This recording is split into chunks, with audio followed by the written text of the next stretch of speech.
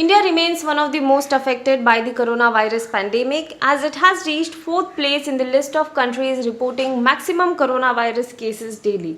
It has recorded world's fourth fastest growing coronavirus outbreak. As per the data shared by the Ministry of Health and Family Welfare, India now has 2,16,919 cases of coronavirus. Out of them, 1,06,737 are active cases, whereas 1,04,107 have been cured, discharged, or migrated. The death toll due to coronavirus in India has reached 6,075. India reported 9,304 new COVID-19 cases and 260 deaths in the last 24 hours.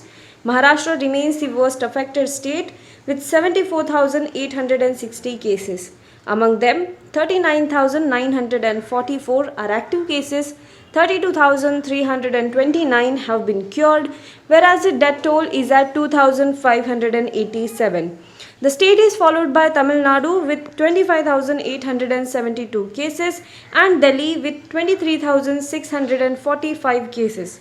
Gujarat, on the other hand, remains the fourth most affected state in the country with 18,100 cases and 1,122 deaths. Defense Secretary Ajay Kumar on Wednesday showed signs of COVID-19 infection, sending shock waves in the Ministry of Defense. The efforts are going on war footing to trace his contacts. On Wednesday morning, at least 35 officers working in the headquarters of the ministry in the South Block were sent back to their houses and were asked to be home quarantined after symptoms were detected in Defense Secretary Ajay Kumar.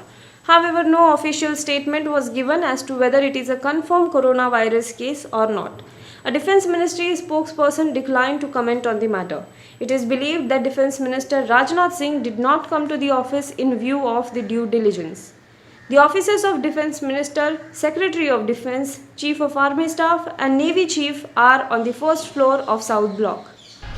4 people died and as many were injured in the cyclone-related incidents as Cyclone Nisarga made landfall near Mumbai, uprooting trees in nearby districts on Wednesday, with the weather department predicting heavy rains in isolated places on Nashik and Palghar on Thursday. Though no rainfall and gusty winds have been predicted for Mumbai, fishermen are advised to not venture out in the sea as the waters are still rough. The cyclone slammed the Maharashtra coast with wind speed of up to 120 km per hour, making a landfall at 12:30 pm at Alibag near Mumbai. The process was completed by 2:30 pm. A 58-year-old man died when an electricity pole fell on him in Alibag area. A 65-year-old woman called Manjabai Navle, a resident of Wahagav village in Khed Tehsil, died as a wall of her house collapsed and tin sheets on the roof were blown away in the wind. In the third incident, 52-year-old Prakash Mokar, a resident of Mokarwadi in Haveli Tehsil, also died after roof of his house was blown away and he was injured while trying to catch the tin sheets. The fourth victim was a 10-year-old boy who died in Alibag when a tree fell on him.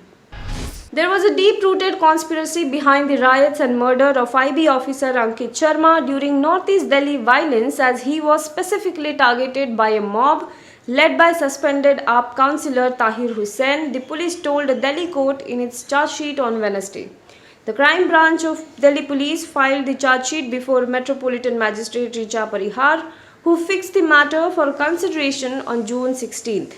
After killing Sharma, the mob had thrown his body in a nearby drain, which was fished out the next day. A witness standing on a terrace had captured the video on his mobile phone, in which a group of persons are seen dumping the dead body in the drain. During the post-mortem, the doctors found 51 sharp and blunt injuries on Ankit Sharma's body. The prolonged camping and a heavy presence of Chinese troops at Pangong Tso Lake in Ladakh at a location that is under Indian control has emerged to be the biggest roadblock for a possible resolution to the ongoing tussle between India and China at the line of actual control. Even though there has been a slight retreat by both the armies in one of the standoff points in Galawan region where significant movement has happened in recent times, Pangong Tso could be the big focus of the Lieutenant General level talks to be held on June 6 to end the ongoing deadlock. There were 3 points of confrontation in Galawan. In one point, the Chinese army has moved back 2 kilometers and Indian troops have gone back 1 kilometer. Now, sources said that Chinese troops in large numbers have been camping in Finger Four area of Pangong So Lake and have matched deployment from the Indian side. Now be the first to know about the latest updates on our new news app. Go on your Android or iOS, search for HW News Network. Download our app, choose the language you prefer to get updates in, and be up to date with the latest news.